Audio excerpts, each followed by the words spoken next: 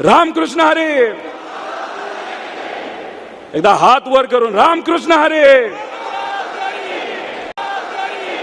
आदरणीय पवार साहेब आप आगे बढ़ो. आदरणीय पवार साहेब आप आगे बढ़ो.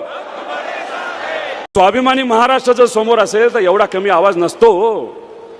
महाराष्ट्राच्या आवाजासमोर दिल्ली सुद्धा झुकते हे आपल्या सर्वांना माहिती आहे. दिल्लीतले एक मोठे नेते मोदी साहेब इथे येणार होते, ते घाबरले.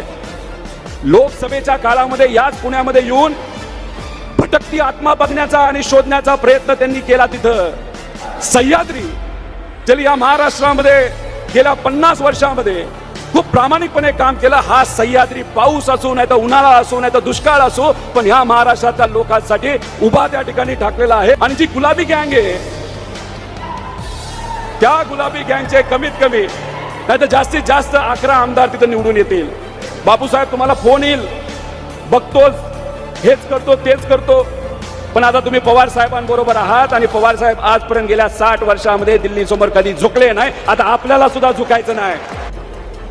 मराठा समाजाचा तिथं आंदोलन चाललंय, ओबीसी समाजाचं आंदोलन चाललंय, तिथं धनगर समाजाचं आंदोलन चाललंय. आणि शहासाहेब या स्वाभिमानी महाराष्ट्रामध्ये येऊन काय म्हणतात, हे असले छोटे मोठे आंदोलन आम्ही गुजरातला असंच पायाखाली त्या ठिकाणी तुडवतो.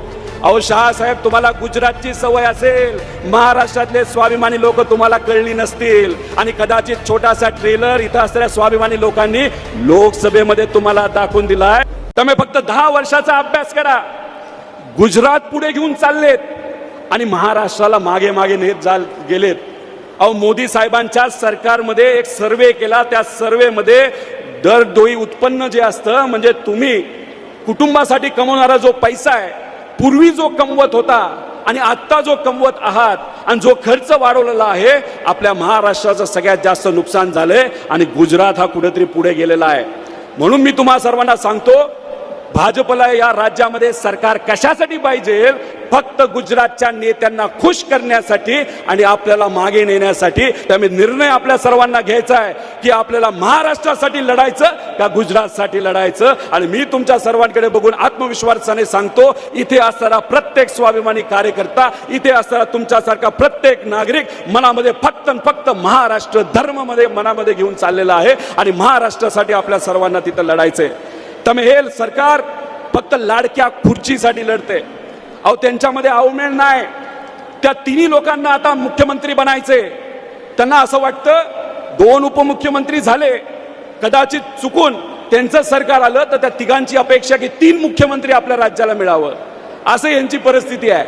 अहो दिल्लीत जातात तेव्हा चर्चा करतात कुठल्या जिल्ह्याचं कोण पालकमंत्री, दिल्लीत जातात कोणाला किती सीट मिळणार, दिल्लीत जातात कोणाला कुठलं पद मिळणार, दिल्लीत जातात नाराजगी व्यक्त करायला.